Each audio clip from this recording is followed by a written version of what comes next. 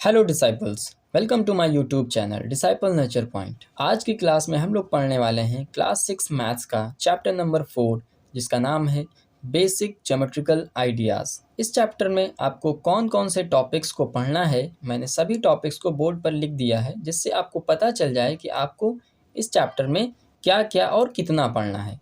तो चलिए सबसे पहले इन टॉपिक्स को डिस्कस कर लेते हैं, उसके बाद एक एक करके इन टॉपिक्स के बारे में जानेंगे। सबसे पहला टॉपिक हमें पढ़ना है पॉइंट, जो बहुत ही बेसिक है ज्योमेट्री का। तो सबसे पहले हम बात करेंगे पॉइंट की, उसके बाद लाइन की। लाइन क्या होता है, लाइन सेगमेंट क्या होता है, रे की बात करेंगे, रे क्या होता है, प्लेन। उसके बाद हम बात करेंगे टाइप्स ऑफ लाइंस की। ठीक है, जो हमने यहाँ पर लाइन पढ़ा है, इस लाइन में कितने तरह की लाइंस होती हैं, जैसे कि आपकी पैरेलल लाइंस, इंटरसेक्टिंग लाइंस, ठीक है, और भी बहुत सारी होती हैं, मतलब 3 या 4 तरह की लाइंस होती हैं। उन सब लाइंस के बारे में बात करेंगे डिटेल में। कर्व्स की बात करेंगे और टाइप्स ऑफ कर्व्स की, क्लोज कर्व, सिंपल कर्व, इनकी बात करेंगे। पॉलीगन क्या होते हैं, ठीक, बहुत सारे टाइप्स के पॉलीगन होते हैं, ठीक है, जैसे हमारा रेक्टेंगल, ट्राइंगल, ये भी क्या कहलाते हैं, पॉलीगन। इस तरह से पेंटागन, हेक्सागन, ये सब पॉलीगन्स, तो इनकी बात करेंगे। फिर बात करेंगे हम एंगल्स की। एंगल्स का फॉर्मेशन कैसे होता है, किस तरह से हम एंगल्स को फॉर्म करते हैं, उनमें कौन कौन सी रेज यूज़ होती हैं। फिर परपेंडिकुलर लाइंस क्या होती हैं, उसकी बात करेंगे। नेक्स्ट टॉपिक हमारा ट्राइंगल्स और उसके टाइप्स की बात करेंगे, कितने तरह के ट्राइंगल्स होते हैं, ठीक है, और उतने उनके कौन कौन से टाइप्स होते हैं। सिमिलरली क्वाड्रिलैटरल की बात करेंगे और उसके टाइप्स की बात करेंगे। देन सर्कल क्या होता है, सर्कल के सारे टॉपिक्स, सेंटर क्या होता है, रेडियस, सीकेंट, कॉर्ड, और बहुत सारी चीज़ें हैं, उनके बारे में बात करेंगे। और फिर हम बात करेंगे फाइनली 3D शेप्स की, कि हमारे पास जो 3D शेप्स हैं वो क्या होते हैं। तो इतना है इस चैप्टर में पढ़ने के लिए, तो वीडियो में बने रहिए और देखते रहिए वीडियो को। हम स्टार्ट करते हैं अपने फर्स्ट टॉपिक पॉइंट से। बच्चों, पॉइंट क्या होता है, अगर हमें इसे डिफ़ाइन करना हो तो हम कैसे डिफ़ाइन कर सकते हैं। तो पॉइंट की अगर डेफिनेशन की बात करें तो पॉइंट की डेफिनेशन कुछ इस तरह से हो सकती है कि bye sharp tip of pencil mark a dot on the paper, this dot that is almost invisible represents a point. मतलब अगर आप कोई शार्प पेंसिल लीजिए और उसको शार्प कर लीजिए बहुत ही थिन, और फिर उससे, उस शार्प पेंसिल से एक डॉट किसी पेपर पे बनाइए, तो वो जो डॉट बनेगा वो लगभग इनविजिबल होता है, मतलब दिखाई तो देगा बट लगभग ऑलमोस्ट इनविजिबल होता है। उस डॉट को ही हम बोलते हैं पॉइंट। तो यही पॉइंट की यही डेफिनेशन है। हाँ, इसमें कुछ याद रखने वाली चीज़ क्या है पॉइंट के बारे में, वो है कि a point has no length, breadth और thickness, that is it has no dimension. मतलब इसके ना तो कोई लेंथ होती है इस किसी पॉइंट की, ना ही ब्रेथ होती है, और ना ही कोई थिकनेस होती है, ना ही कोई उसकी मोटाई होती है। मतलब वो डायमेंशन लेस होती है, उसमें कोई डायमेंशन नहीं होता है। आई होप आपको पॉइंट की डेफिनेशन समझ में आई होगी। हमारा नेक्स्ट टॉपिक है लाइन। तो बच्चों, लाइन को अगर हमें डिफाइन करना होगा तो हम लाइन को कैसे डिफाइन करेंगे। A collection of points along an endless straight path is called a line। इसका मतलब है कि जो लाइन होती है वो पॉइंट से मिलकर के बनी होती है और जिसका कोई एंड नहीं होता है। फॉर एग्ज़ाम्पल हम यहाँ पर देखते हैं, तो लाइन यहाँ पर कैसे बनेगी, हम ऐसे छोटे छोटे छोटे पॉइंट्स रखते हुए चले जाएंगे, इस तरह से बनती हुई एक क्या बनेगी, एक लाइन बनेगी। बिल्कुल पास पास में पॉइंट्स को रखेंगे तो एक लाइन का फॉर्मेशन होगा। मतलब कुछ इस तरह से, इधर इस तरह से ऐसे लाइन बनेगी और इधर भी इस तरह से जाएगी। तो जो ये चीज़, जो ये जो पॉइंट से मिलकर के जो पूरी एक बनी है, इन स्ट्रेट पाथ में जो पॉइंट से मिलकर के जो चीज़ बनती है उसी को हम लाइन बोलते हैं। अब इसकी ख़ास बात क्या है कि इसके एंड पे हमेशा एक एरो नज़र आएगा आपको। एरो हमें बताता है कि इस लाइन का एंड नहीं है। मतलब ये लाइन इधर आप जहाँ तक देखोगे चलती जाएगी और इधर भी आप जहाँ तक देखोगे चलती जाएगी। इन एरोस का यही मतलब है कि इनका कोई एंड नहीं होता है। इस तरह से हम लाइन को डिफाइन कर सकते हैं। अब हम बात करते हैं टाइप्स ऑफ लाइंस की। लाइंस कितने तरह की होती हैं, चलिए स्टार्ट करते हैं और देखते हैं कि कितने तरह की लाइंस होती हैं। देखिए, पहले टाइप की हमारे पास लाइन है इंटरसेक्टिंग लाइन।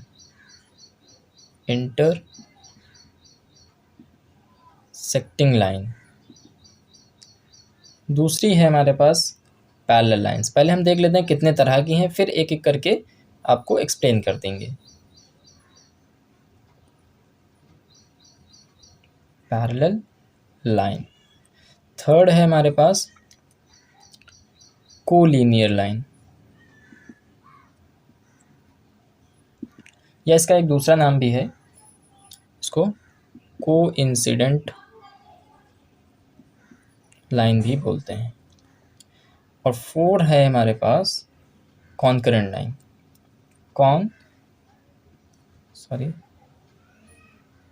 कॉनकरेंट लाइन।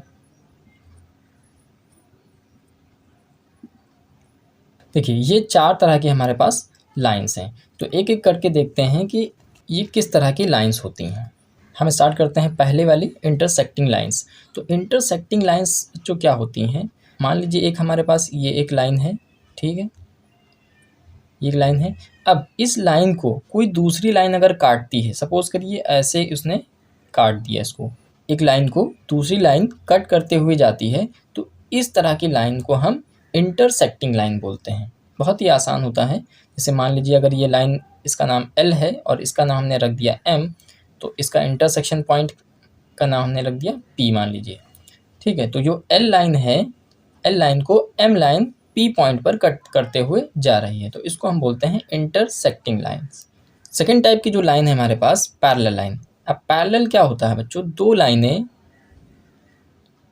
सपोज कीजिए एक ये लाइन है, इसका नाम है L, और एक हम और ले लेते हैं लाइन, कुछ इस तरह से होगी दूसरी लाइन, ठीक है, ये दूसरी लाइन M। अब ये पैरेलल कब कहलाएंगी, जब ये कभी भी एक दूसरे को मीट ना करें। दो लाइन जब आपस में कभी भी एक दूसरे को मीट नहीं करती हैं, तो वो दो लाइंस आपस में पैरेलल लाइंस कहलाती हैं। इसकी खास बात क्या है कि इनके बीच कहीं भी आप, इनके बीच जैसे कि ये है डिस्टेंस, इनके बीच ये जो डिस्टेंस है हर जगह सेम होती है। ऐसी लाइंस को हम पैरेलल लाइंस कहते हैं। यहाँ पर L लाइन M लाइन के पैरेलल है। थर्ड टाइप की लाइन है हमारे पास कोलिनियर लाइन या कोइंसिडेंट लाइन। तो कोलिनियर और कोइंसिडेंट लाइन क्या होती है बच्चों, कि एक लाइन सपोज कीजिए हमारे पास है ये, लेट्स से इसका नाम L है, एक लाइन हमारे पास L है। अब दूसरी लाइन इसी के ऊपर बिलोंग कर रही हो, सपोज कीजिए एक और लाइन इसी के ऊपर आ गई, बिल्कुल इसी के ऊपर, एक के ऊपर एक जैसे कहते हैं। यहाँ पर एक दूसरी लाइन है M, तो जो L लाइन के ऊपर M है लाइन, वो एक दूसरे के क्या है, कोइंसिडेंट लाइन या कोलिनियर लाइन है। मतलब एक के ऊपर एक लाइन को क्या बोल लेंगे, कोइंसिडेंट लाइन्स बोलते हैं, ठीक है। अब हम बात करते हैं अपने फोर्थ टाइप्स ऑफ लाइन की, जो है कॉन्करेंट लाइन, ठीक है। कॉन्करेंट लाइन क्या होती हैं, आपने देखा कि इंटरसेक्टिंग लाइन क्या होती है, जब एक लाइन को कोई दूसरी लाइन काटती हुई जाती है तो उसको इंटरसेक्टिंग लाइन बोलते हैं। अब कॉन्करेंट लाइन क्या होती है, जब तीन या तीन से ज़्यादा, क्या मतलब हुआ इसका, जब तीन लाइन या तीन से ज़्यादा लाइन आपस में एक कॉमन पॉइंट को इंटरसेक्ट करती हैं, तो उन लाइंस को हम बोलते हैं कॉन्करेंट लाइन। जैसे मान लीजिए हमारे पास एक लाइन है L, ठीक है, इस L को एक लाइन M इस तरह से इंटरसेक्ट कर रही है, इसका नाम हमने रख दिया M, और एक लाइन N है वो भी इसको क्या कर रही है, इंटरसेक्ट कर रही है, ठीक है। तो देखिए तीन लाइनें हैं, ठीक है, इसका नाम हमने N रख दिया। तो L लाइन को M और N दोनों ही एक कॉमन पॉइंट पर इंटरसेक्ट कर रहे हैं। सपोज करो एक पॉइंट P है, तो इस सेम पॉइंट पर इंटरसेक्ट कर रहे हैं, तो इस तरह की लाइन को हम कॉन्करेंट लाइन कहते हैं। अच्छा, इसमें बहुत सारी लाइनें हो सकती है, जैसे इस तरह से हम इसको कट कर सकते हैं, ठीक है, एक ये लाइन हो जाएगी हमारी, ऐसे भी कट किया जा सकता है, ठीक है। तो इसमें बहुत सारी पॉसिबिलिटीज़ हैं कि बहुत सारी लाइन्स बनेंगी। तो कॉन्करेंट लाइन क्या होगी, कॉन्करेंट लाइन की डेफिनेशन, जब तीन या तीन से ज़्यादा लाइन किसी एक कॉमन पॉइंट को इंटरसेक्ट करती हुई जाती हैं, तो उन लाइंस को हम कॉन्करेंट लाइन बोलते हैं। तो आई होप आपको टाइप्स ऑफ लाइंस समझ में आ गया होगा। हमारा नेक्स्ट टॉपिक है लाइन सेगमेंट। तो बच्चों लाइन से ही बनती है लाइन सेगमेंट। लाइन के एंड पॉइंट्स नहीं होते हैं, मतलब लाइन एक बार स्टार्ट होती है तो वो दोनों तरफ से ख़त्म नहीं होती है। जबकि लाइन सेगमेंट क्या होता है, लाइन का ही एक पार्ट होता है। अगर इसकी डेफिनेशन की बात करें तो ये कुछ इस तरह से है, a part of line that have two fixed end points is called line segment. मतलब एक लाइन के फिक्स्ड पॉइंट या एंड नहीं होते हैं, जबकि लाइन सेगमेंट के एंड पॉइंट्स होते हैं। जैसे कि अगर हम यहाँ से ले लें, एक लाइन बना लेते हैं, चलिए, तो ये हमारी एक लाइन हो गई। हमने बताया था लाइन क्या होती है, जिसके एंड पे एरोज बने होते हैं। ये हमारी एक लाइन है। अगर इसी लाइन से हम एक कट करके एक पार्ट इसका निकालें, सपोज हमने यहाँ से और यहाँ से इसको कट किया, तो ये कुछ इस तरह से होगा। अब इसके ये जो एंड पॉइंट्स हैं ये फिक्स्ड हैं। हम अगर इनको नाम दे दें ए और बी, तो ये क्या हो जाएंगे, एक लाइन सेगमेंट को डिनोट करेगा। इसी को बोलते हैं लाइन सेगमेंट।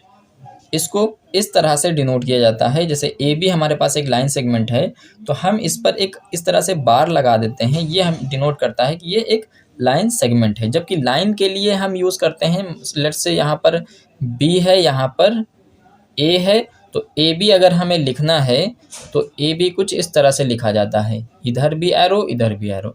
ये डिनोट करता है एक लाइन को, और ये डिनोट करता है एक लाइन सेगमेंट को। Our next topic is ray. रे की डेफिनेशन की बात करें तो रे is a portion of line. ये लाइन का ही एक पोर्शन होता है। It starts at one point and goes endlessly in a direction.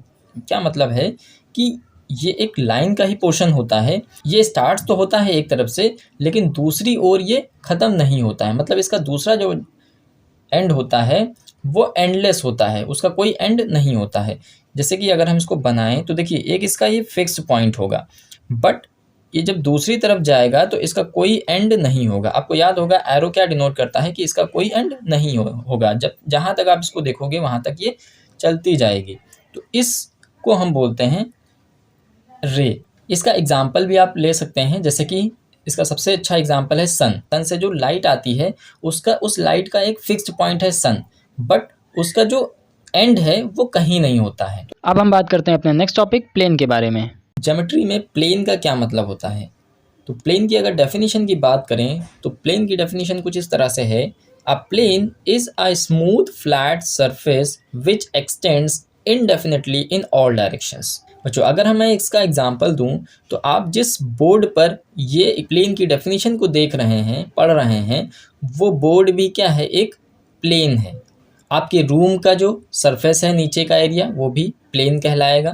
Playground जो होता है वो भी एक प्लेन कहलाएगा, if it is a smooth flat surface. आपने देखा होगा बास्केटबॉल का जो एरिया होता है बिल्कुल स्मूथ होता है, फ्लैट होता है। उस बास्केटबॉल के कोर्ट को, एरिया को भी हम प्लेन बोलेंगे इन द ज्योमेट्री में हम उसको प्लेन बोलेंगे। हमारा नेक्स्ट टॉपिक है कर्व, जिसमें हम बात करेंगे कर्व की डेफिनेशन की और इसके टाइप्स के कि कितनी तरह के कर्व हो सकते हैं। तो पहले हम बात करते हैं कर्व की डेफिनेशन की। चलिए देखते हैं कर्व की क्या डेफिनेशन है। एनी ड्राइंग स्ट्रेट और non straight done without lifting the pencil और pen is called a curve. क्या मतलब हुआ कि आप कैसी भी ड्राइंग बनाइए, चाहे वो स्ट्रेट हो या नॉन स्ट्रेट हो, ठीक है, बट आपको क्या करना है कि आप जिससे भी बना रहे हो, या तो पेन से बना रहे हो, पेंसिल से बना रहे हो, मार्कर से बना रहे हो, किसी से भी बना रहे हो, वो उसको आपको उठाना नहीं है, ठीक है। जो भी फिगर बनेगा वो कर्व कहलाएगा। एग्जाम्पल के लिए देखिए, यहाँ पर मैं बना देता हूँ। हाँ, एक बात ध्यान रखिएगा कि एक लाइन भी क्या है, कर्व कहलाती है। जैसे एक ये लाइन है, ये भी एक क्या है, कर्व कहलाएगी, ठीक है। और अब मैं दूसरे तरह का कर्व बनाता हूँ। जैसे कि मान लीजिए मैंने ये इस तरह के एक फिगर बना दिया, ये क्या है, एक कर्व है, ठीक है। या इस तरह का बना दिया, ठीक है, इस तरह का, ये भी एक क्या है, कर्व है। ये बना दिया, ये भी एक कर्व है। आपको बस आपकी पेंसिल लिफ्ट नहीं करनी है, ठीक है। आप जिस चीज़ से भी बना रहे हो उसको उठाना नहीं है। उस चीज़ को बनाते टाइम आपको अपनी पेंसिल, पेन, मार्कर उठाना नहीं है। तो जो चीज़ बनेगी वो कर्व कहलाएगी। और अब हम बात करते हैं कि कितने तरह के हो सकते हैं। तो देखिए, पहला है हमारे पास, इसको एक होता है सिंपल कर्व, ठीक है, सिंपल कर्व। इसी को हम बोलते हैं ओपन कर्व, ठीक। ओपन कर्व भी यही होता है। दूसरे टाइप का है हमारे पास क्लोज्ड कर्व, ठीक है, क्लोज्ड कर्व। और थर्ड टाइप का है, एक्चुअली थर्ड नहीं है, ये क्लोज कर्व के ही अंडर आता है, बट हम लिख देते हैं इसको, ये है पॉलीगन, ठीक है, पॉलीगन। तो चलिए पहले हम देखते हैं कि सिंपल कर्व क्या है, ओपन कर्व जिसे कहते हैं, फिर हम क्लोज कर्व और पॉलीगन देखेंगे। देखिए, सिंपल कर्व जैसे मैंने अभी बनाया, ओपन कर्व ऐसे कर्व कहलाते हैं जिनके स्टार्टिंग पॉइंट और एंडिंग पॉइंट आपस में ना मिले या इंटरसेक्ट ना करें। ठीक, जैसे कि एग्जांपल के लिए देखिए, इस तरह से अभी मैंने बनाया था, ये एक क्या है, एक ओपन कर्व। देखिए स्टार्टिंग पॉइंट इसका यहाँ था, मैंने यहाँ से स्टार्ट किया था और एंड यहाँ किया। ठीक है, तो ये आपस में एक दूसरे से नहीं मिले और ना ही एक दूसरे को इंटरसेक्ट कर रहे हैं, तो ये क्या कहलाएंगे, ओपन कर्व या सिंपल कर्व। जैसे कि लिए मैंने, अगर हम ये ऐसा बना दें, ठीक है, मान लीजिए ऐसा ऐसा ही ये था और इसको ऐसे कर दिया, तो ये क्या हो जाएगा, ये ओपन कर्व नहीं कहलाएगा। क्यों? क्योंकि इसका एंड पॉइंट और स्टार्टिंग पॉइंट तो अलग अलग हैं, बट ये एक दूसरे को इंटरसेक्ट भी कर रहा है, तो ये सिंपल कर्व या ओपन कर्व नहीं कहलाएगा। ठीक है, बात करते हैं क्लोज कर्व की। क्लोज कर्व क्या होता है, जिनके स्टार्टिंग पॉइंट और एंड पॉइंट एक दूसरे से मिले होते हैं। जैसे कि इस तरह का अगर मैं एग्जांपल दूं, ये फिगर मैंने बनाया, देखिए यहाँ से ही स्टार्ट किया था और यहीं पर आकर के इसका एंड कर दिया, तो जो फिगर बना उसको हम क्या बोलेंगे, क्लोज कर्व बोलेंगे। ठीक है, पॉलीगन, अब बात करते हैं पॉलीगन की। तो पॉलीगन क्लोज कर्व में ही स्पेशल कर्व्स होते हैं। पॉलीगन की अगर डेफिनेशन की बात करें तो पॉलीगन वो कर्व्स होते हैं जो सिर्फ और सिर्फ लाइन सेगमेंट से मिलकर के बनते हैं, जो सिर्फ और सिर्फ लाइन सेगमेंट से मिलकर के बनते हैं। जैसे कि ये फिगर देखिए, तो ये लाइन सेगमेंट से मिलकर के नहीं बना है, ये रैंडमली ऐसे ही रफ फिगर बना दिया गया है। ये कर्व है बट ये पॉलीगन नहीं है। ठीक है, चलिए हम पॉलीगन के एक दो एग्जांपल मैं आपको बता देता हूँ। जैसे कि हमारे पास सबसे पहला जो पॉलीगन बनता है वो एक ट्राइंगल बनता है, क्योंकि यही एक पॉसिबल सबसे कम लाइन सेगमेंट से बनने वाला जो पॉलीगन होता है वो ट्राइंगल होता है। ठीक है, अब ट्राइंगल देखिए 3 लाइन सेगमेंट से मिलकर के बना है, एक ये लाइन सेगमेंट, एक ये लाइन सेगमेंट और ये एक ये लाइन सेगमेंट। ठीक है, तो पॉलीगन वो क्लोज कर्व होते हैं जो लाइन सेगमेंट से मिलकर के बनते हैं। ठीक है, तो ट्राइंगल हो जाएगा। इसी तरह से आप स्क्वायर भी बना सकते हैं। ठीक है, सिमिलरली रेक्टेंगल हो जाएगा, रोम्बस, ठीक है, पैरेललोग्राम, ये सब क्या कहलाएंगे, पॉलीगन कहलाएंगे। तो आई होप आपको कर्व और उसके टाइप्स समझ में आए होंगे। चलिए पॉलीगन को थोड़ा डिटेल में पढ़ते हैं और जानते हैं कि इसके टाइप्स के बारे में और इसकी डेफिनेशन के बारे में। तो चलिए देखते हैं हम इसकी डेफिनेशन की। डेफिनेशन कुछ इस तरह से है, a simple closed figure made up of line segments only is called a polygon. ठीक है, ऐसा क्लोज्ड फिगर जो सिर्फ और सिर्फ लाइन सेगमेंट से मिलकर के बनता है उसको हम पॉलीगन कहते हैं। देखिए क्लोज्ड फिगर कुछ भी हो सकता है, जैसे हमने ये इस तरह से ये ड्रॉ कर दिया, ये हमारा क्या कहलाएगा, क्लोज फिगर कहलाएगा। बट ये क्लोज फिगर लाइन सेगमेंट से मिलकर के नहीं बना है, इस वजह से ये पॉलीगन नहीं कहलाएगा। ठीक है, हाँ इस तरह से अगर हम बना दें जैसे कि ये चीज़, ठीक है, तो ये देखिए 3 लाइन सेगमेंट से मिलकर के बना है, एक ये और ये 3 लाइन सेगमेंट्स हैं। ठीक है, इसका नाम क्या है, ट्राइंगल, ये एक ट्राइंगल है, तो 3 लाइन सेगमेंट से मिलकर के बना है, तो इसको हम क्या बोलेंगे, एक पॉलीगन है। ठीक है, इसी तरह से जिस तरह से ये ट्राइंगल है उसी तरह से और भी कई तरह के पॉलीगन्स होते हैं, और ट्राइंगल में सबसे कम लाइन सेगमेंट्स का यूज़ होता है। मतलब ट्राइंगल एक ऐसा पॉलीगन है जिसमें सबसे कम लाइन सेगमेंट्स होती हैं। इसके बाद इसमें 3 लाइन सेगमेंट्स हैं, ऐसे ही 4, 5, 6 इस तरह से बहुत सारी हो सकती हैं। तो कुछ नंबर ऑफ़ साइड्स हम लेते हैं, कितनी लाइन ऑफ सेगमेंट्स यूज़ हो रही हैं और उनका नाम देखते हैं कि उनके नाम क्या हैं। अब देखिए मैंने कुछ यहाँ पर नंबर ऑफ़ साइड्स लिख रखी हैं और उनके नेम्स लिख रखे हैं। ठीक है, ये सब के सब पॉलीगन्स हैं। अगर नंबर ऑफ़ साइड्स हमारे पास 3 हैं तो ट्राइंगल का फॉर्मेशन होता है। ठीक है, और नंबर ऑफ़ साइड्स अगर 4 हैं तो क्वाड्रिलेटरल, 5 हैं तो pentagon, 6 hexagon, 7 heptagon, 8 octagon, 9 नोनागन and 10 decagon. ये सब इनके नाम्स हैं और ये नंबर ऑफ़ साइड्स अलग अलग नंबर ऑफ़ साइड्स हैं। ठीक है, ये कुछ इस तरह के पॉलीगन्स बनते हैं, और भी बन सकते हैं 11, 12 अगर नंबर ऑफ़ साइड्स होंगे तो उनके अलग अलग नेम्स होंगे। फिलहाल आपको इतने ही याद रखने हैं। आई होप आपको पॉलीगन और उसमें नंबर ऑफ़ साइड्स कितने हैं उनके हिसाब से उनका क्या नाम होगा ये आपको समझ में आया होगा। चलिए अब हम बात करते हैं अपने नेक्स्ट टॉपिक एंगल्स के बारे में। सबसे पहले बात करेंगे इसकी डेफिनेशन के बारे में। An angle is formed by 2 rays having the same initial point। ठीक है, किसी एंगल को बनाने के लिए हमें 2 रेज की ज़रूरत होगी, ठीक है, जिनका इनिशियल पॉइंट सेम हो। अब ये रेज कौन कौन सी हैं सबसे पहले हम देखते हैं। तो यहाँ पर हम लिख देते हैं, पहली रे है हमारे पास इनिशियल रे। ठीक है, इसको हम बोलते हैं इनिशियल रे, और सेकंड है हमारे पास टर्मिनल रे, इसका नाम है टर्मिनल रे। ठीक है, तो चलिए देखते हैं हम एंगल्स का फॉर्मेशन कैसे होता है।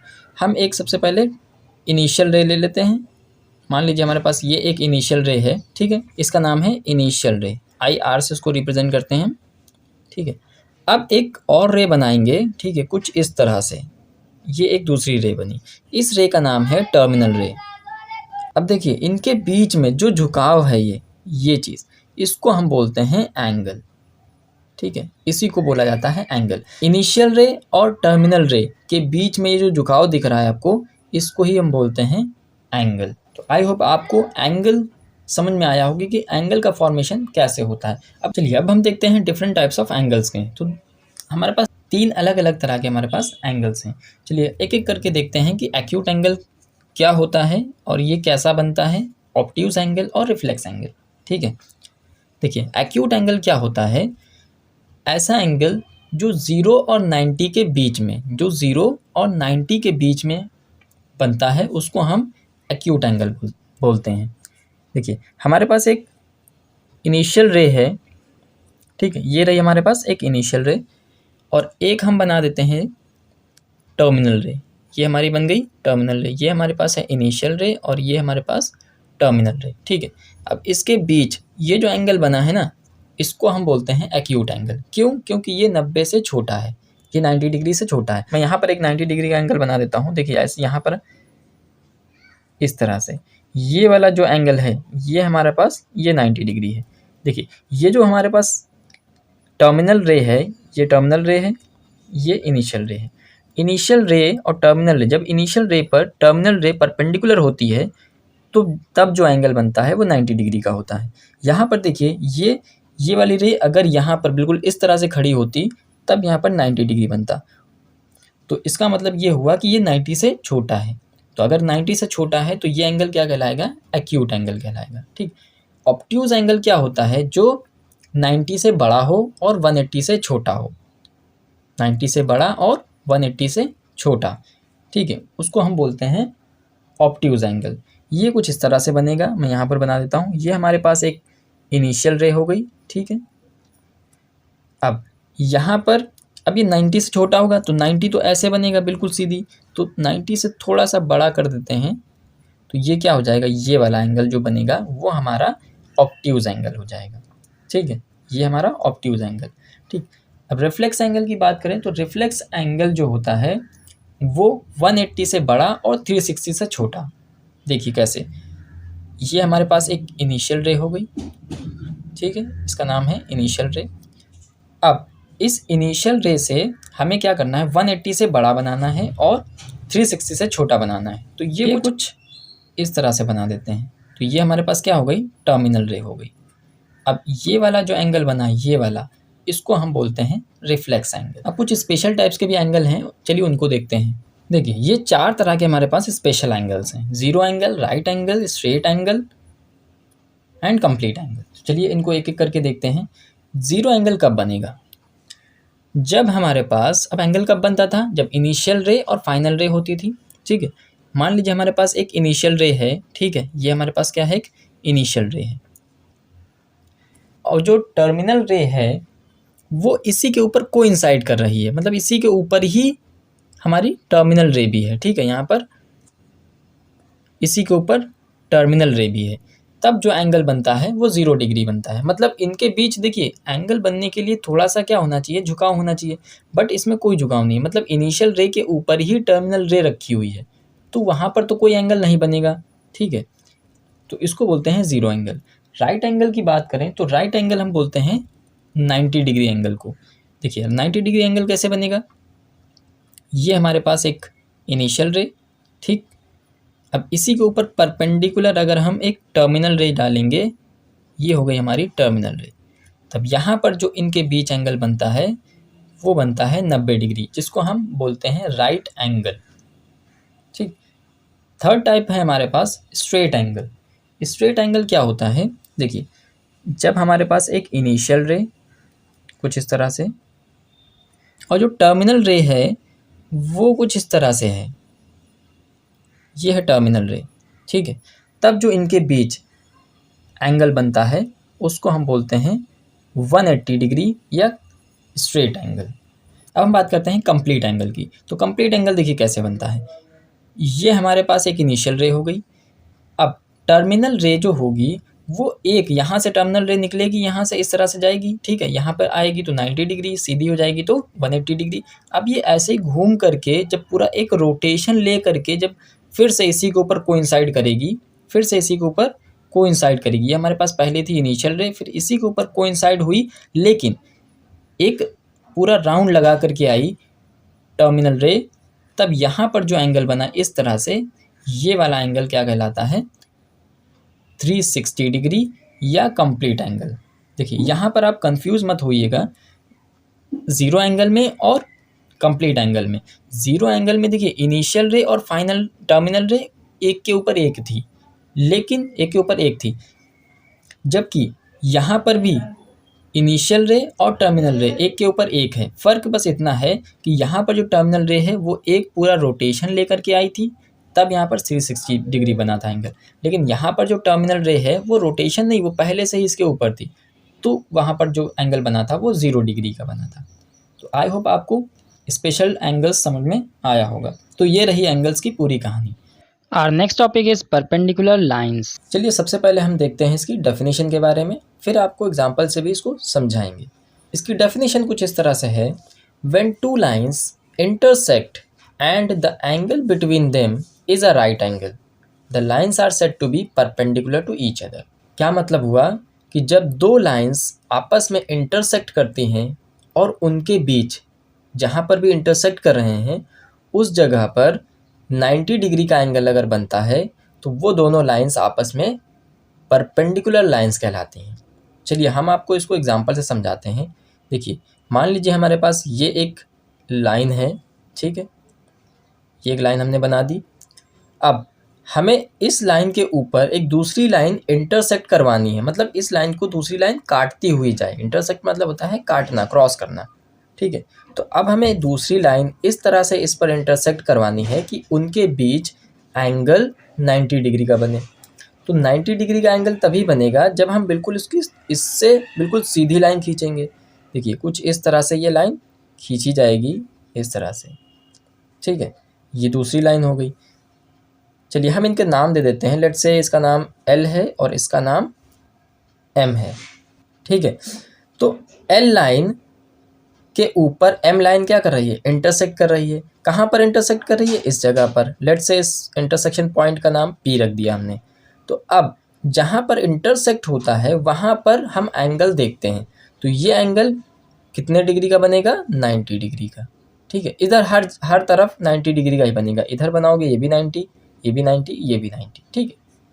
तो सारे के सारे एंगल कितने डिग्री के बनेंगे, 90 डिग्री। तो अगर दो लाइंस जब इंटरसेक्ट करें तो उनके बीच अगर 90 डिग्री का एंगल बनता है तो वो दोनों लाइंस आपस में परपेंडिकुलर लाइंस कहलाती हैं। इसको लिखने का भी तरीका है, जैसे कि अगर हमारे पास जैसे एक लाइन L है, एक लाइन M है, तो इसको लिखने का तरीका है L is perpendicular to M। ये वाला जो सिंबल है, ये वाला इसको परपेंडिकुलर का सिंबल कहते हैं, ठीक है। इतना बड़ा परपेंडिकुलर ना लिखना पड़े, उसकी जगह हम मैथ्स में इसको भी बना करके ये बता सकते हैं कि इसका मतलब परपेंडिकुलर होता है, ठीक। अब जिस तरह से L परपेंडिकुलर है M, उसी तरह से M परपेंडिकुलर है L पर। क्यों? क्योंकि अगर हमने ध्यान से देखा हो डेफिनेशन में, तो डेफिनेशन में है परपेंडिकुलर टू ईच अदर, एक दूसरे पर परपेंडिकुलर होते हैं, ठीक है।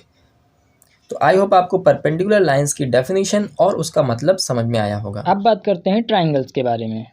तो बच्चों ट्राइंगल क्या होता है, हमने अपनी प्रीवियस वीडियो में देखा। ट्राइंगल एक पॉलीगन है, ऐसा पॉलीगन जिसमें 3 लाइन सेगमेंट्स होती हैं।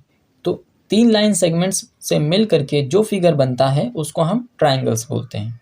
तो अगर हम डिफाइन करें तो इसकी डेफिनेशन क्या हो सकती है, a figure which is formed by 3 line segments is called triangle. अब बात करते हैं इसके क्लासिफिकेशन की, मीन्स इसमें कितने टाइप्स की होती हैं। तो इनको 2 तरह से क्लासीफाई किया जा सकता है। कौन कौन से हैं, on the basis of sides, मतलब साइड के बेस पे 3 तरह के ट्राइंगल्स होते हैं, और on the basis of angles, अगर एंगल को आप देख रहे हो तो एंगल के बेस पे भी 3 तरह के ट्राइंगल्स होते हैं। तो टोटल 6 तरह के आपके पास ट्राइंगल्स हैं। चलिए एक एक करके देखते हैं। सबसे पहले हम देखेंगे कि स्केलीन ट्राइंगल क्या होता है। देखिए, ऐसा ट्राइंगल जिनके तीनों साइड्स की जो लेंथ हो वो अलग अलग हो, तो जो ट्राइंगल बनेगा उसको हम स्केलीन ट्राइंगल बनेंगे। एग्जाम्पल के लिए हम मान लेते हैं कि ये इस तरह से कुछ बना हुआ है, ठीक है। ये तो ये ट्राइंगल क्या है, एक स्केलीन ट्राइंगल है। मतलब देखिए, इस साइड की लेंथ कुछ और होगी, लेट्स से इसकी 2 सेंटीमीटर है, तो ये देखिए इससे ये बड़ी है तो ये 3 हो जाएगी। हमने एक रफ आइडिया ले रहे हैं, ये हमने नापा नहीं है, बस एक बताने के लिए आपको इसमें हम बता रहे हैं कि ये मान लीजिए अगर 2 है तो ये देखिए इससे ये बड़ी है तो ये 3 होगी, ये मान लीजिए 5 हो गई, ठीक है। तो ये सारी की सारी साइडें क्या हैं, अलग अलग हैं। तो ऐसा ट्राइंगल जिनकी तीनों साइड्स की जो लेंथ है वो अलग अलग होगी, वो ट्राइंगल स्केलीन ट्राइंगल कहलाता है, ठीक। बात करते हैं आइसोसेलेस ट्राइंगल की। तो आइसोसेलेस ट्राइंगल वो ट्राइंगल होता है जिसकी 2 साइड्स इक्वल होती हैं। अब वो 2 साइड्स कोई भी हो सकती हैं।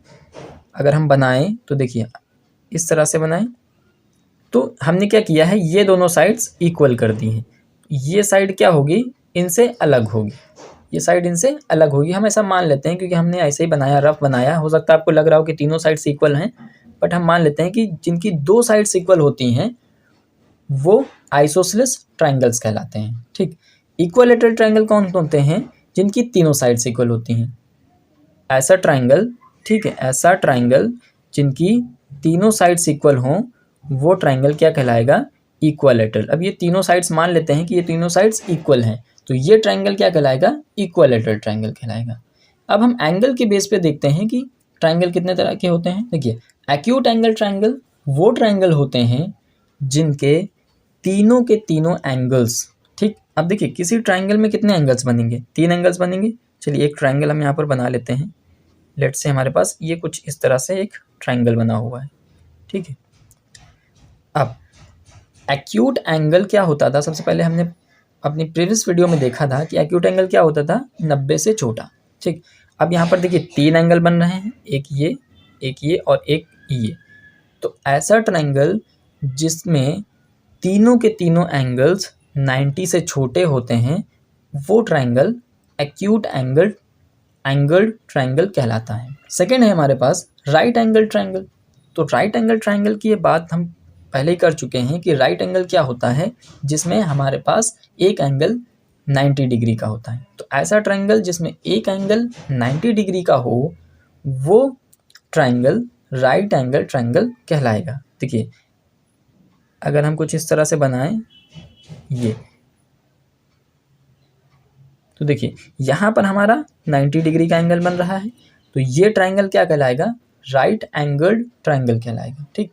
ऑब्ट्यूज एंगल, अब ऑब्ट्यूज एंगल क्या होता था, जो 90 से बड़ा 180 से छोटा होता था, वो हमारा ऑब्ट्यूज एंगल होता था। पर ऑब्ट्यूज एंगल ट्राइंगल क्या होता है, ऐसा ट्राइंगल जिसका एक एंगल 90 से बड़ा हो वो ट्राइंगल ऑब्ट्यूज एंगल ट्राइंगल कहलाता है। आई होप आपको ट्राइंगल्स की डेफिनेशन, ट्राइंगल क्या होता है और उनके क्लासिफिकेशन जो कि 2 तरह के थे, on the basis of sides, on the basis of angles, जिसमें 6 तरह के ट्राइंगल्स होते हैं, आपको समझ में आए होंगे।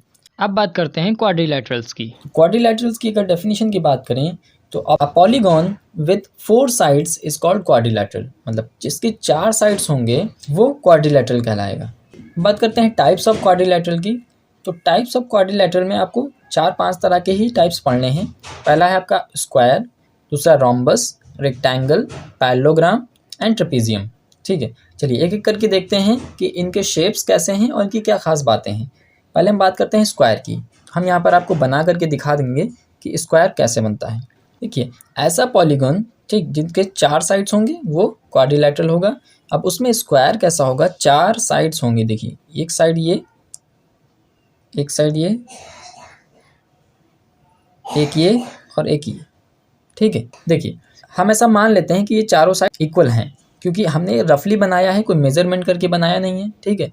तो स्क्वायर क्या होता है, ऐसा पॉलीगन जिनकी चारों साइड्स इक्वल हों वो कहलाता है स्क्वायर। ऐसा क्वाड्रिलैटरल जिनकी चारों साइड्स इक्वल होती हैं वो स्क्वायर कहलाता है, उसको स्क्वायर कहते हैं, ठीक है। हम मान लेते हैं कि ये इनकी चारों साइड्स क्या हैं, इक्वल हैं, ठीक है, तो ये क्या कहलाएगा, स्क्वायर कहलाएगा। रोम्बस क्या होता है, रोम्बस काफ़ी सिमिलर है स्क्वायर से। देखिए रोम्बस कैसे बनता है, थोड़ा सा टेढ़ा होता है ये, बट सिमिलैरिटी क्या है, जिस तरह से स्क्वायर में चारों साइड्स इक्वल होती हैं उसी तरह से रोम्बस में भी चारों साइड्स इक्वल होती हैं। ठीक, चारों साइड्स इक्वल होती हैं बट थोड़ा सा टेढ़ा होता है स्क्वायर से, उसको क्या बोलते हैं, रोम्बस। अब देखिए इसमें डिफरेंस क्या है, इसकी भी साइड्स चारों इक्वल हैं, इसकी भी साइड्स चारों इक्वल हैं। ठीक है, तो डिफरेंस इसमें क्या है, वैसे तो देखने से ही पता चल रहा है कि ये सीधा बना हुआ है, ये थोड़ा टेढ़ा बना हुआ है। ठीक है, तो इसको हम क्या बोलेंगे, स्क्वायर, और इसको रोम्बस बोलेंगे।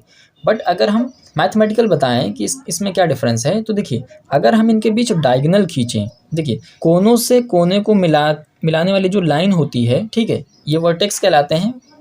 4 वर्टेक्स हैं इसमें, तो आमने सामने की वर्टेक्स से अगर हम एक लाइन खींचें तो इस लाइन को डायगोनल बोलते हैं। ठीक, ये आपको याद रखना है। तो इसमें कितनी डायगोनल पॉसिबल हैं, 2 डायगोनल, एक ये हो गई और एक ये डायगोनल हो जाएगी। ठीक है, सीधा नहीं बन रहा है, ठीक है, स्केल से हम नहीं बना रहे हैं। तो इसमें 2 डायगोनल्स हो गई, इन दोनों डायगोनल्स की लेंथ सेम होती है, स्क्वायर में दोनों डायगोनल्स की लेंथ सेम होती है। जबकि अगर हम इसमें दो डायगोनल्स खींचें, जैसे देखिए एक ये है और एक ये है, ठीक है, तो आप ऐसे ही बता सकते हो कि ये वाली जो डायगोनल है इस वाली डायगोनल से बड़ी है। तो मैथमेटिकली स्क्वायर रोम्बस से किस तरह अलग है, इनकी डायगोनल से। ठीक है, इसकी दोनों डायगोनल सेम होती हैं बट इनकी दोनों डायगोनल्स लेंथ में अलग अलग होती हैं। तो ये फ़र्क है स्क्वायर और रोम्बस के बीच में। अब बात करते हैं रेक्टेंगल की। तो रेक्टेंगल कुछ इस तरह से बनता है। ठीक है, अब इसमें क्या खास बात है, रेक्टेंगल की आमने सामने की ऑपोजिट साइड, ठीक, आमने सामने की साइड्स इक्वल होती हैं। मतलब ये वाली इसके इक्वल होगी और ये वाली इसके इक्वल होगी, या यूँ कहें कि दोनों पैरेलल होती हैं। तो ये आमने सामने की साइड्स जिनमें इक्वल होती हैं वो फिगर जो बनता है वो बनता है रेक्टेंगल। ठीक है, अब पैरेललोग्राम क्या होता है, जिस तरह से स्क्वायर से थोड़ा सा डिफरेंट है रोम्बस, उसी तरह से रेक्टेंगल से थोड़ा सा ही डिफरेंस है पैरेललोग्राम में। जिस तरह से इसका थोड़ा सा टेढ़ा बना था उसी तरह से रेक्टेंगल का भी अगर आप थोड़ा सा टेढ़ा कर देते हैं कुछ इस तरह से, ठीक है, इस तरह से, तो ये जो फिगर बना वो आपको क्या कहलाएगा, पैरेललोग्राम। ठीक है, अब इसमें भी वही डिफरेंस है। अब यहाँ से भी अगर आप डायगोनल खींचेंगे, ठीक है, यहाँ से भी दोनों में डायगोनल खींचें तो इनके रेक्टेंगल के दोनों डायगोनल्स की लेंथ सेम होगी। लेकिन अगर यहाँ पर आप अगर डायगोनल्स खींचेंगे तो इनमें एक डायगोनल बड़ा होगा दूसरा छोटा होगा। ठीक है, तो रेक्टेंगल और पैरेललोग्राम में यही फ़र्क है, दोनों की साइड्स सेम होती हैं। देखिए ये जो आमने सामने की साइड्स होती हैं वो इक्वल होंगी, ये आमने सामने की साइड्स इक्वल होंगी, इसमें भी आमने सामने की साइड्स इक्वल होंगी। डिफरेंस क्या है, दोनों के डायगोनल्स डिफरेंट होंगे। ठीक है, और एक डिफरेंस और भी है कि इनमें जो एंगल होते हैं, जैसे इस तरह से स्क्वायर में जो चारों एंगल्स होते हैं वो 90 डिग्री के होते हैं और रेक्टेंगल में भी चारों एंगल्स 90 डिग्री के हैं। लेकिन रोम्बस में और पैरेललोग्राम में इन दोनों में चारों एंगल्स 90 डिग्री के नहीं होते हैं। तो ये दूसरा डिफरेंस भी है इसमें। ठीक है, अब बात करते हैं अपने लास्ट टॉपिक ट्रेपीजियम की। तो ट्रेपीजियम वो फिगर होता है, चलिए हम पहले आपको बना करके दिखा देते हैं। कुछ इस तरह से नज़र आता है ट्रेपीजियम। ठीक है, इस तरह से। अब इसकी डेफिनेशन की बात करें, अगर इसको कैसे हम बताएंगे कि कोई फिगर ये इस तरह से बना है तो ये ट्रेपीजियम क्यों है। देखिए किसी भी फिगर में अगर 2 साइड्स आपस में पैरेलल हैं और 2 साइड्स नॉट पैरेलल हैं या अनपैरेलल हैं तो जो फिगर बनेगा उसको बोलते हैं ट्रेपीजियम। तो आई होप आपको क्वाड्रिलैटरल्स और उसके टाइप्स समझ में आ गए होंगे। हमारा नेक्स्ट टॉपिक है circle. A circle is a set of points in a plane whose distance from a fixed point always remains the same. I think आपको सर्कल की डेफिनेशन से कुछ खास समझ में नहीं आया होगा। चलिए मैं आपको समझाता हूँ सर्कल एक्चुअल में क्या है। देखिए एक हम फिक्स्ड पॉइंट ले लेते हैं और इसके अलॉन्ग चारों तरफ ऐसे सेट ऑफ पॉइंट्स बनाते हैं जहाँ से हर पॉइंट से इस फिक्स्ड पॉइंट की डिस्टेंस सेम हो। ठीक है, इस फिक्स्ड पॉइंट से हर उस पॉइंट, अब यहाँ पर हम इसके अलॉन्ग इसके चारों तरफ ऐसे ऐसे छोटे छोटे क्या करेंगे, पॉइंट्स बनाएंगे इस तरह से। ठीक है, इस तरह से बहुत सारे देखिए इस तरह से तो नहीं बन पाता है। तो हर पॉइंट से देखिए ये जितने भी पॉइंट्स हैं, हर पॉइंट से इस फिक्स्ड पॉइंट की डिस्टेंस अगर सेम है तो जो फिगर बनेगा उसको हम बोलते हैं सर्कल। ठीक है, देखिए इसको मैं ऐसे ही बना देता हूँ रफली, क्योंकि ये कंपास से बनाया जाता है। अब इसका फिक्स पॉइंट मैं यहाँ कर देता हूँ। ठीक है, तो इसको बोलते हैं सर्कल। अब इस सर्कल के अंदर बहुत सारे टर्म्स हैं जिनको हम एक एक करके देखते हैं। इस सर्कल के अंदर इतनी तरह की चीज़ें होती हैं, इन सब के बारे में हम एक एक करके देखते हैं। देखिए ये जो बीच का पॉइंट है, जो फिक्स पॉइंट था, इस फिक्स पॉइंट को ही सेंटर ऑफ द सर्कल बोलते हैं। अब अगर इस सेंटर ऑफ द सर्कल से हम इस सर्कल की बाउंड्री पर एक लाइन ड्रॉ करें तो इस लाइन को बोलते हैं रेडियस। इस लाइन को क्या बोलेंगे? रेडियस बोलेंगे। ठीक है, अब अगर हम इसी फिक्स पॉइंट से इस तरफ भी एक रेडियस डालें, ठीक है, एक रेडियस ये भी हो जाएगी, 2 रेडियस हो जाएंगी इस सेंटर से। ठीक है, तो ये 2 रेडियस मिल करके ये पूरी जो लाइन बनेगी इसको हम बोलते हैं डायामीटर। ठीक है, इसको अगर हम नाम दे दें O और यहाँ पर A और इसको B, ठीक है, तो देखिए जो सेंटर है, सेंटर हमारे पास है वो O है, यहाँ पर रेडियस हमारे पास क्या मिली है? OA है। ठीक है, OA है और OB भी है। ठीक, और डायामीटर क्या है मिला है हमें? देखिए AB, जो हमारा डायामीटर है वो AB या BA कुछ भी आप बोल सकते हैं।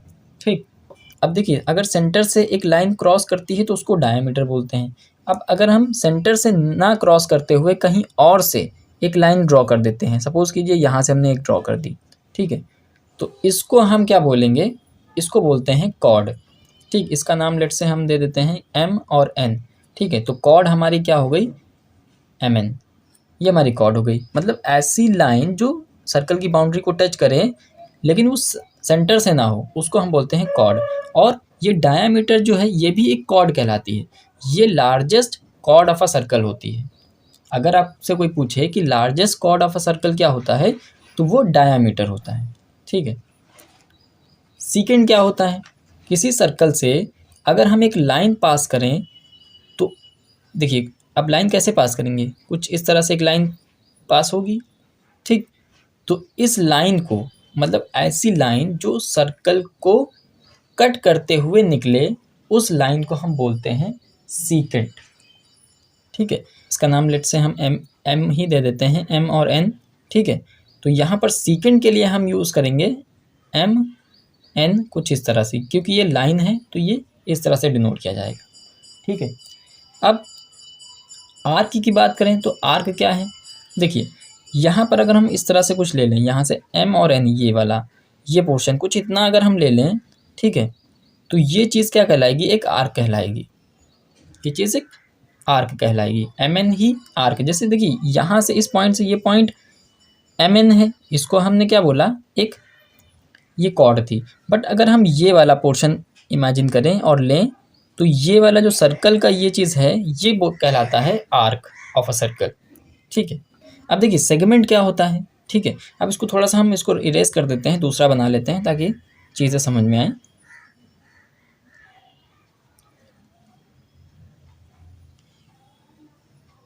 ये रफली डायग्राम है, ऐसे ही बनेगा। ठीक है, तो अब यहाँ पर देखते हैं हम सेगमेंट क्या होता है। हम एक कॉर्ड बनाते हैं जब, तो ये जो कॉर्ड बना है, ठीक, कॉर्ड बनने की वजह से सर्कल 2 पार्ट्स में डिवाइड हो गया, या यूँ कहें कि 2 सेगमेंट्स में डिवाइड हो गया। ठीक है, तो ये जो ये वाला सेगमेंट है, ठीक है, इस पार्ट को हम बोलते हैं सेगमेंट। ठीक, और ये वाला पार्ट भी है सेगमेंट, तो दोनों ही सेगमेंट हैं। तो इसके लिए हमारे पास टर्म यूज़ किए जाते हैं।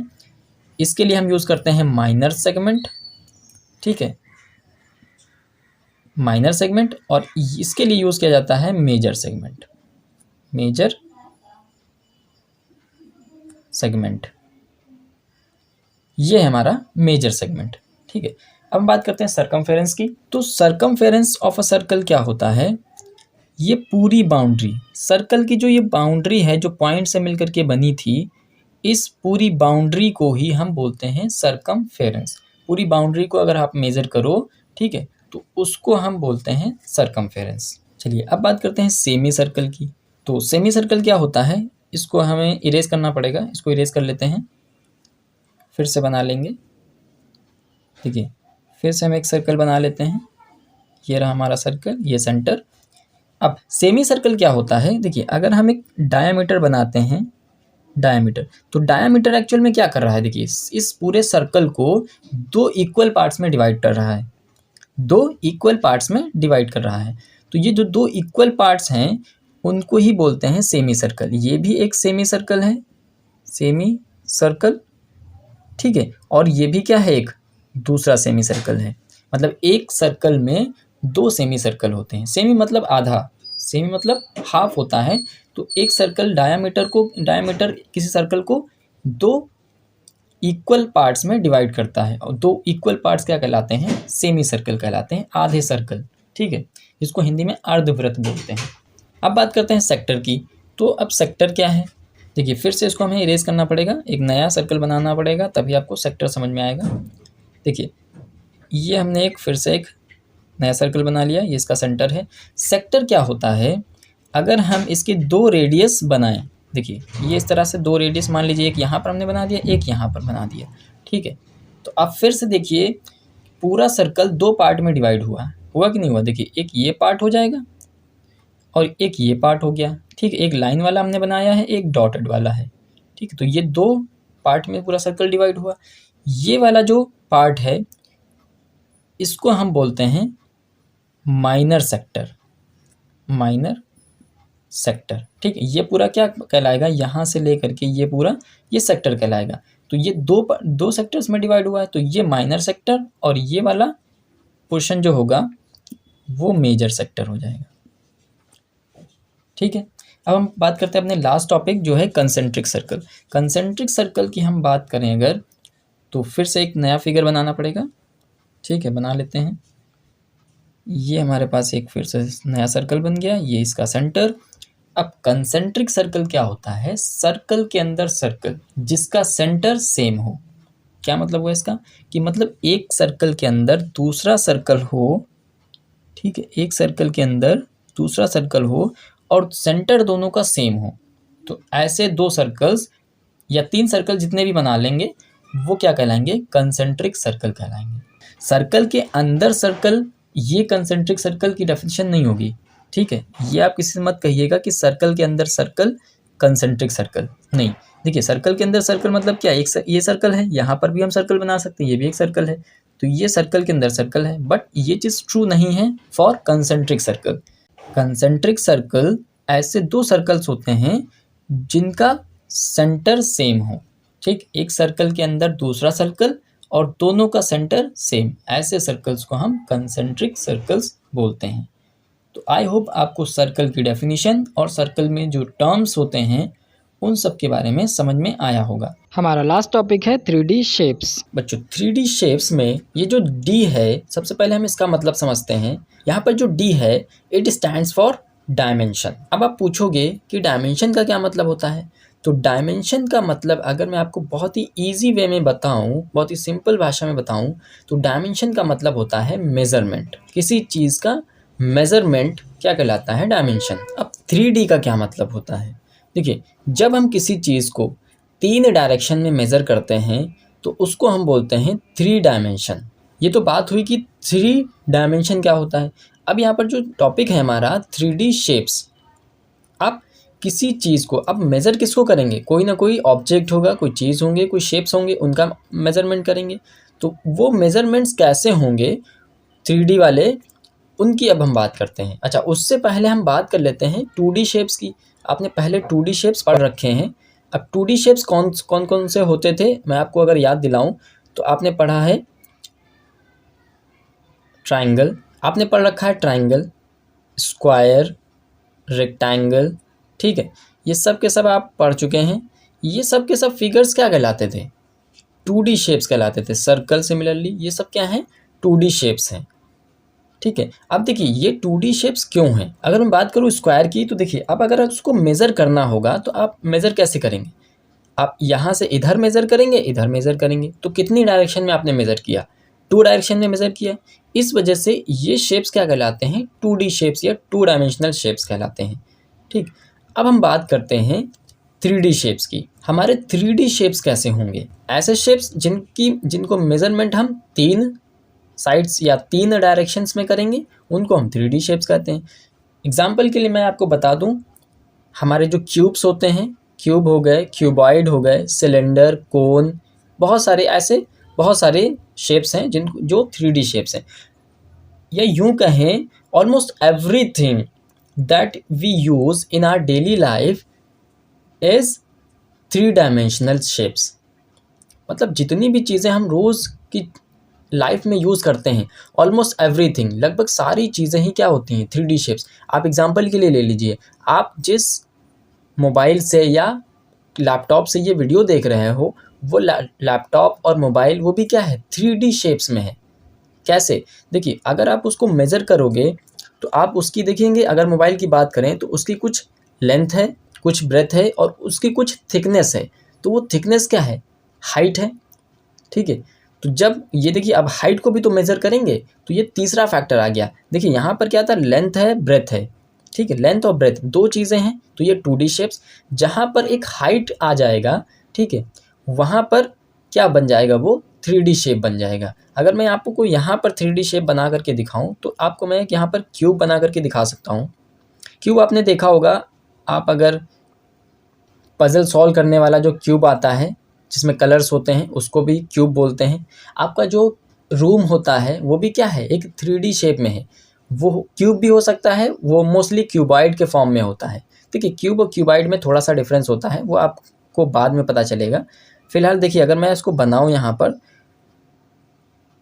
तो 2D प्लेन पे मैं एक 3D फिगर बना रहा हूँ। देखिए, कुछ इस तरह से ये बनता है, आपने शायद पहले भी देखा हो। तो ये क्या बना? देखिए, ये एक क्यूबॉइड बना। ये आपने देखा होगा, आइस क्यूब्स नाम सुना होगा आपने। आइस क्यूब्स होते हैं, ये वही है, ठीक है। तो वो किस फॉर्म में होते हैं? 3D शेप में। उसमें लेंथ भी होती है, ब्रेथ भी होती है और उसकी कुछ हाइट भी होती है। तो इसको हम बोलते हैं 3D शेप्स। इस तरह से एग्जाम्पल, ये तो क्यूब हो गया, इसका नाम क्यूब है। इससे क्यूबॉइड हो सकता है। क्यूबॉइड इसमें अच्छा, क्यूब और क्यूबॉइड में मैं आपको डिफरेंस बता देता हूँ।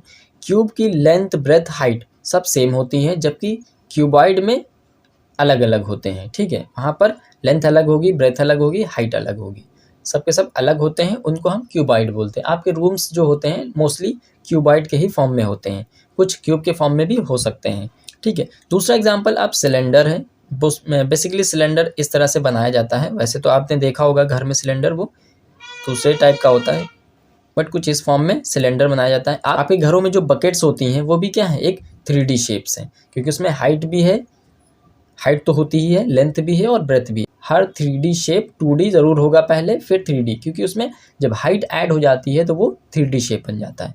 तो आई होप आपको 3D शेप्स के बारे में समझ में आया होगा। वीडियो अच्छी लगी हो तो लाइक करें और चैनल पर नए हो तो चैनल को सब्सक्राइब करें। हम आपसे फिर मिलेंगे एक नई वीडियो के साथ। तब तक के लिए गुड बाय।